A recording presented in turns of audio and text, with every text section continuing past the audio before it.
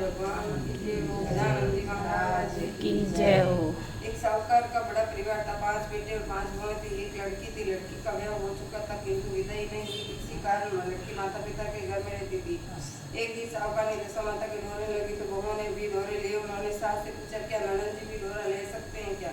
सास ने कहा उसे लेता। बोली कि उनके व्रत के पहले विदाई हो गई। तब सास ने कहा, मैं पूजा का सब सामान साथ में दे दूंगी, वे अपने घर जाकर पूजा कर लेगी। लड़के ने दशा माता का ढोरा ले लिया, परंतु पूजन के पहले उसका ससुराल से पति को लेने आ गए।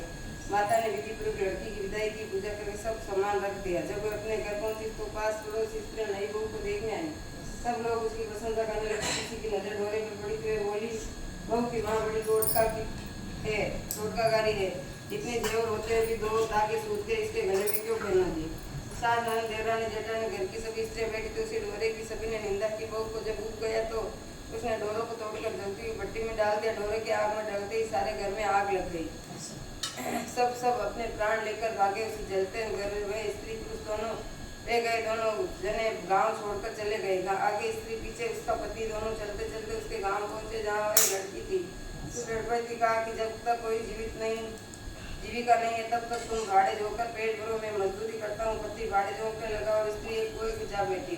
उसी कुएं पर सारे गांव स्त्रियां पानी भरने आती। उस लड़की की बाहु भी आई तो उसने बेहाल बेटी देखकर बोली, बहन तुम किस भले घर की मालूम होती हो, कैसे बैठी हो, किसी के यहाँ काम करोगी? लड़की ने बोली, अवश्य, परंतु मैं तो नीच काम मैं नहीं करूँगी। खाना लड़की बोली, अवश्य, परंतु नीच काम पहल करूंगी, मैं खराब खाना खाऊंगी। बड़ी बहू बोली कि हमारे घर में तुम्हारे लिए नीच काम नहीं है, और जब से हमारी ननद ससुराल गई है तब से हमारे बच्चे हैरान होते हैं, तुम उन्हीं को खिलाती रहना। उसके लड़की राजी हो गई। स्त्री अपने घर गई और सास से बोली कि माता जी, कुएं पर एक दुखिया लड़की बैठी है, हमारे यहाँ तुम्हारे पोते को खिलाकर आती है, आज्ञा हो तो उसे रखे। सास ने कहा, खुशी से रख लो। वे दूसरी बार भरने गई तो दुखनी अपने घर ले गई। अब बहुत ही मौजों को बच्चे खिलाती और खाना बनाकर खाती निवार खाती। फिर दशा माता के ढोरे लेने का समय। सास ने कहा कि जब वे घर से रहती तो उसे के ढोरे लेने का समय है, सास ने ये ढोरा लेना चाहिए था। बहू ने कहा कि नंदन जी का ढोरा लिया तो आखिर पूजा नहीं हो पाई और उनकी विदाई हो गई। तब दुखी उनको ढोरा लिवाती हो तो पूजा के पहले वे चले गई तो तब क्या होगा? सास बोली कि अब क्या हानि है, ये जहाँ भी रहेगी पूजा कर लेगी। तब दुखी ने भी दशहरा के 10 दिन साहूकार की 5 बहुओं और उसके साथ में भी स्नान किया और घर में गोबर से चौक लगाए। चौक का पूरा हुआ, पूजा की तैयारी करने लगी तो दुखी बोली कि भाभी, मुझे फटा पुराना कपड़ा मिल जाए तो मैं भी स्नान कर आऊँ। तब बहुओं ने सास से पूछा कि हमारी ननद जी की साड़ी फेंक गए तो उसे दे दे। सास ने कहा कि दे दो। अपनी पुरानी साड़ी दुखी स्नान करने गई तो उसने फिर से स्नान करके साड़ी पहनी और उसके गीले बाल बिखराए हुए घर आई। उसने आराम हो गई। जो है पूजा में आकर बैठी। एक बहू ने साक्षात ननद लेने दो, तुम्हारी बातों में तो कथा भूल जाती हूँ। बहू चुप हो गई। फिर दुखी समेत घर की सदस्य ने पारण किया। फिर से एक दूसरी से पूछने लगी। एक ने दुखी से कहा, आ मैं तेरा सिर दूं। दूसरी पूछ के बोली कि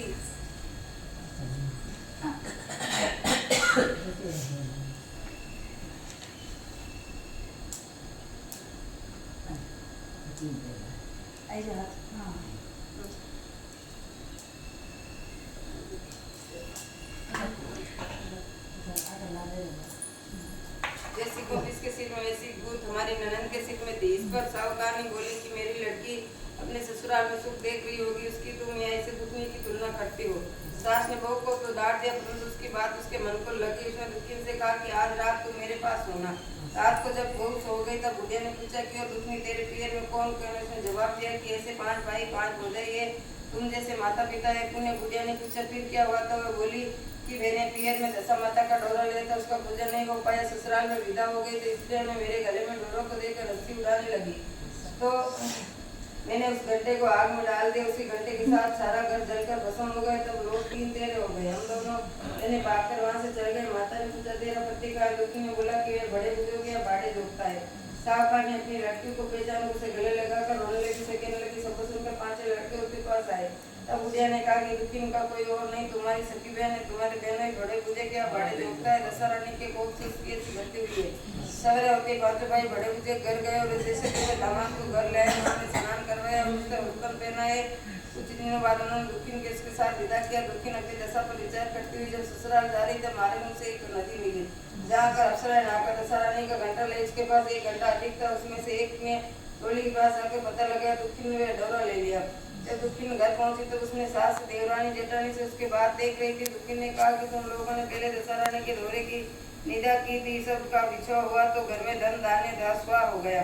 अब की बार कोई घंटे की चर्चा नहीं करना। सबने खुशी से उसकी बात मान ली। 9 दिन तक कथाएं कहानी होगी। 10वें दिन विधि से घंटे की पूजा की गई, 7 सुहागनों को नोती गई, मेहंदी आदि से उनका श्रृंगार कराकर आंचल भरे गए। इसी प्रकार खुशी से दशा रानी का पूजन हुआ। दशा रानी ने जैसे दुखनी के दशा फेरी है वैसी की सब पर कृपा करे। दशा महारानी की जय हो।